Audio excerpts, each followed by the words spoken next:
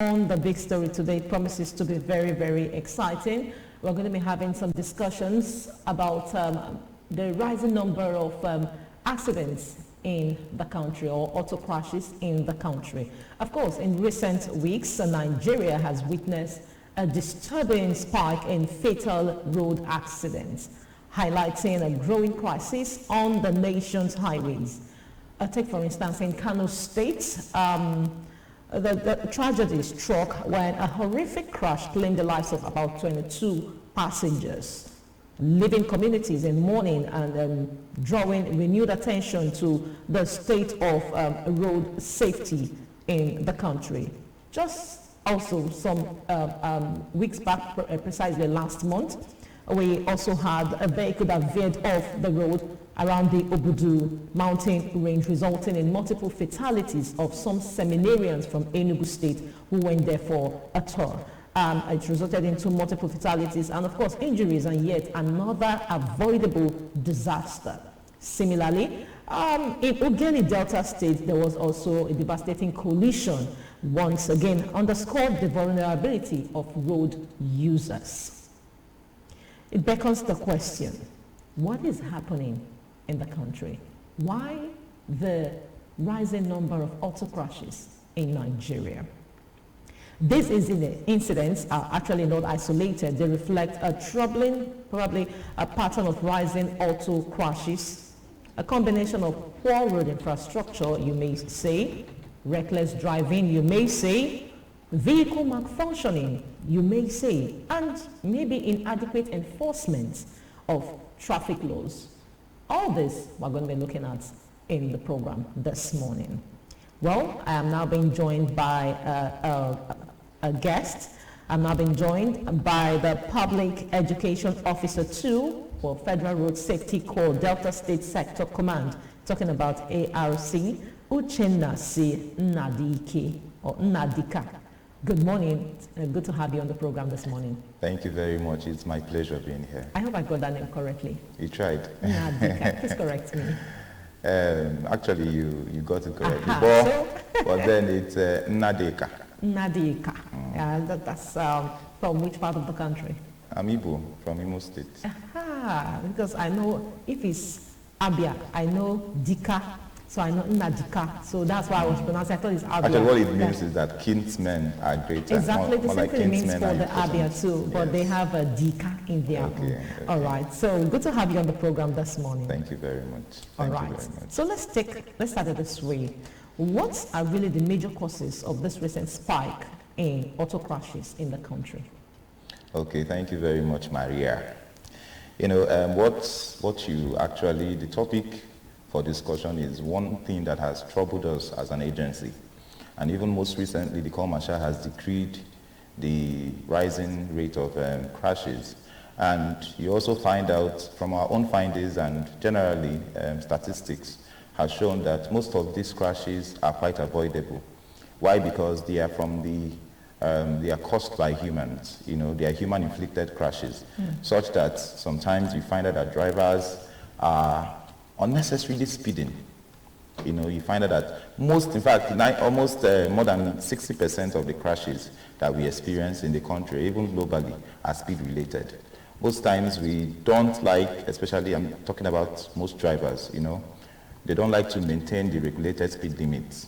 You know, most times even the enforcement that we have been carrying out on speed governors or speed limiters, some of the commercial drivers also fail to install some of these things, which also helps. And then at the end of the day, you also find out that these things lead to crashes on the road and claims a lot of lives. Like the one for Kano. Yes. They said it veered off from the bridge and fell off to the other side. And one begins to wonder. And you find out that because one of the reasons why we always preach against these things is when you are on speed, one, you lose control.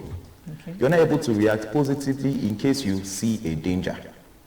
When there is a danger, whether it is your fault or not, based on the speed that you are running on, which is quite outrageous, you know, you will not be able to react positively to it. You will not be able to take good reactions, at the time, such as braking, such as taking other emergency actions on the road. That's because you are speeding. And at the end of the day, there is a collision, and so many lives are lost. You also find out that people also engage in reckless driving.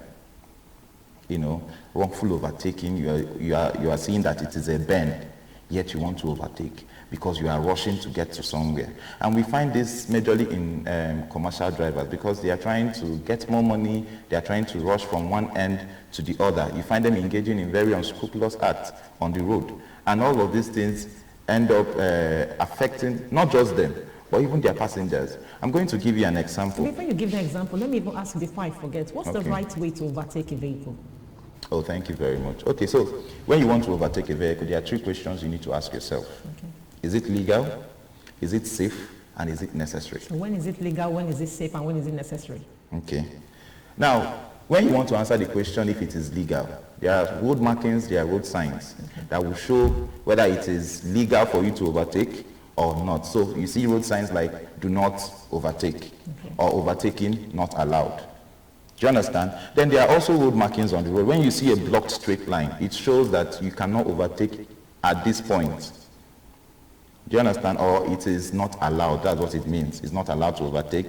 And most times you're going to see those blocked straight lines on bends. Of course, the contractors or engineers working the road, they know how to partition the road in such a way that they are going to give you all those markings to signal you on or to inform you on the right things to do. Do you understand? On the road. So when you say a blocked straight line, it shows that it is not allowed to overtake. But when the lines are broken on the road, it shows that it is safe for you to overtake at the time. Then you also ask yourself whether it is safe. Now, to answer the question whether it is safe, can you see the oncoming vehicles clearly?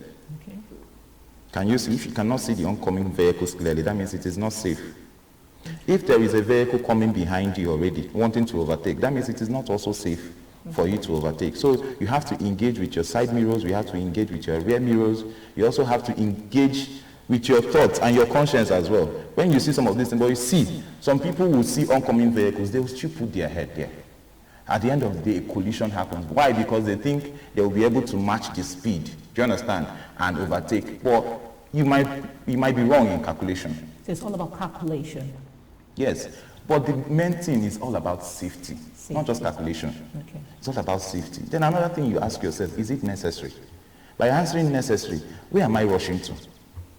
Sometimes people just, especially some of these Gen Zs that we have now, they just want to speed.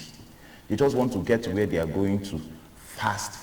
Sometimes they even want to impress. But the accident that actually happened was driven by a 54-year-old man. So it's not only about the Gen Zs. I'm not saying, of course, everybody engages in driving and it could happen. You understand? I'm just trying to make you understand that from what we have gathered, we find out that most of our youths like engaging in these speed-related activities that we are talking about. Okay. And of course, it's all about the youthful exuberance, You find them trying to, some of them are driving some of these latest vehicles, Benz, Lexus, and all of those things. And of course, you know what the speed of those vehicles are like, And then you find them trying to engage in, impressionable. They want to impress their friends. They want to impress maybe their babes in the vehicle. They want to show that they are driving exotic cars, And at the end of the day, they engage in some of these activities. And at the end of the day, lives are lost. Okay. Lives are lost, aside properties and all of those things. So these are some of the challenges. Okay. Then you can also mention people driving under the influence of alcohol or substances, drugs, and so many other things, and which makes you lose concentration.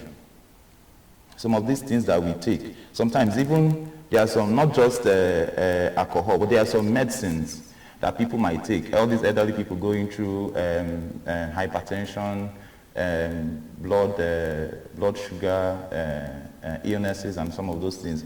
And of course, you know that the kind of medicines they take can make them feel dizzy at times, And so when they engage in driving, they lose concentration on the road because they are almost sleeping off. They need rest when they take such medicines. Do you understand me? So at the end of the day, they lose their concentration on the road, they are sleeping, and before you know it, an accident happens. And this thing doesn't take time. It doesn't take time. Within a second it happens. You know, so these are some of the causes of the crashes that we are seeing on the road these days.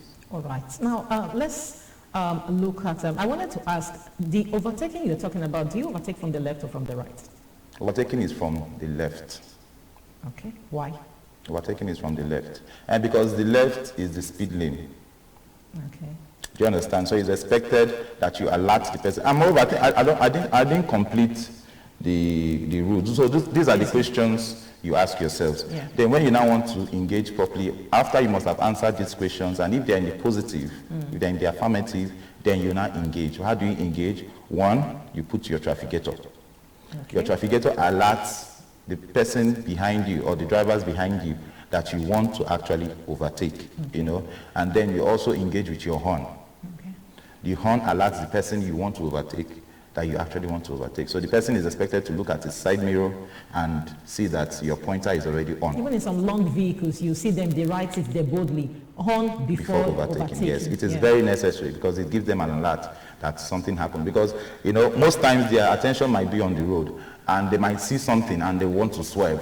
Do you understand? Without actually looking at their side mirror.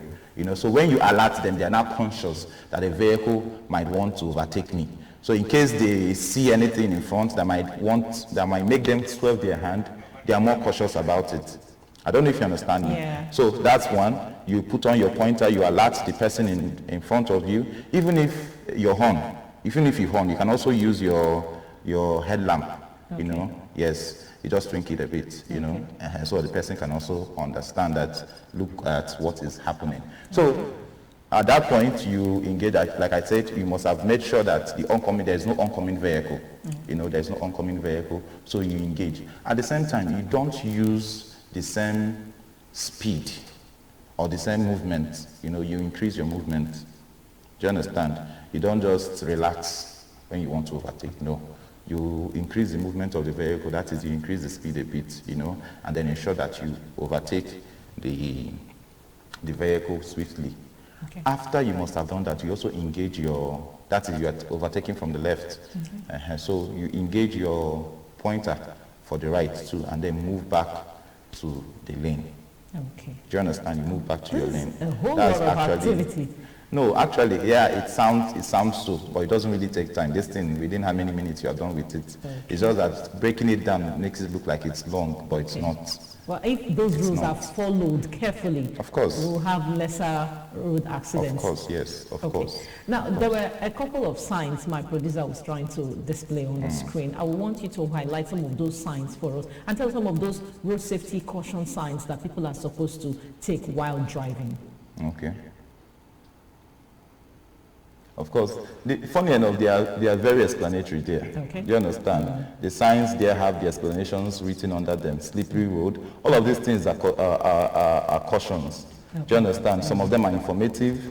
Some of them are cautionary. Do you understand? So you have the slippery road there. Of course, in rainy seasons, you should be aware of slippery roads. Most roads are slippery, but the caution is there so that you have reduced your speed. You reduce the speed of your vehicle. And no, because most times when you are speeding, the traction is reduced. Do you understand? When you are speeding. So when you now want to brake, it makes it difficult. It makes it difficult. So when you reduce your speed, you're able to, one, handle the dangers wisely. That's one of the effects of reducing your speed. You know, you're able to handle dangers wisely.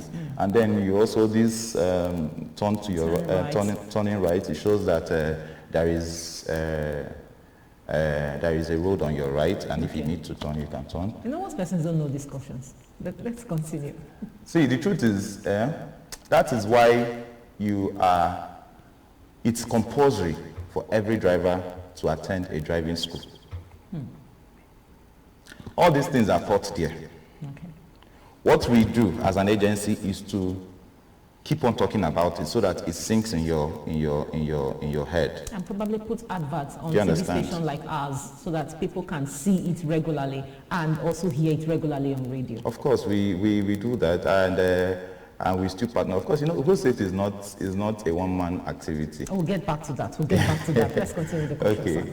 So that is that you have the traffic ahead. It shows that there is possibly a high chance of more vehicle activity in front, so you should be cautious about it. You have no turning left. It shows that even if there is a sign there, most times in U-turn, do you understand? There is a sign there, don't make a U-turn. Even if there is a sign there, even if there is a chance for you to use that lane, but if this sign is there, it shows that it's not allowed. Okay. Do you understand? It's whether road safety is there, whether a safety management person is there, most times there are safety reasons for them doing that. I'll give you an instance. I think at Summit Road, Summit Road, close to that everyday junction. It's always a good example. Do you understand? Yes. There is a no U-turn sign there. Okay. Do you understand? Yeah, but it's not like you can't make a U-turn. Yeah. But it's not allowed. Okay. They have reasons for making it not allowed. The state government has a reason for saying that that U-turn there is not allowed. They have safety reasons. They must have checked it and said, okay, maybe it causes traffic, maybe it causes accidents or crashes, and so therefore it's better you go to the front and make your U-turn instead of making this U-turn here. So it's not allowed. Okay. You understand? Then falling rocks. There might be areas that you see that maybe it's a hilly or rocky area and the rocks are falling somehow. Okay. So there is a caution that please beware that there are falling rocks in front, so you just have to look out for them. Okay. Then you can turn left, then road walk. It shows that there is a construction going on, Okay. so you have to beware about it. Then traffic circle, it shows that there is a roundabout. Okay. There is a roundabout there. So these are. If we have And then all look at the no overtaking. Okay. You see, so this is a sign that there is no overtaking. That means overtaking is not allowed. Okay, there. that particular sign. Yes, yes. Okay, so if we have all these signs and yet Nigerians still break most of these signs, what could be the reasons behind them breaking these signs? Ordinarily, I don't mean to be rude. I don't mean to, but you know that we get strong head. We Nigerians, we have coconut head. You understand? But that's why the laws are there, so that when you break them, you also face the repercussion of breaking them. So the truth is, for every society, you still find people who will break laws. Okay. In every society, as no matter how the society might look or be. Do you understand? Yeah. You still find people that want to break the laws, but the laws are there, and the laws also has their own punishment for breaking them. So our job is to enforce those punishments. So if you break them and we accost you, you know, you also pay the fine. That's our work. All right.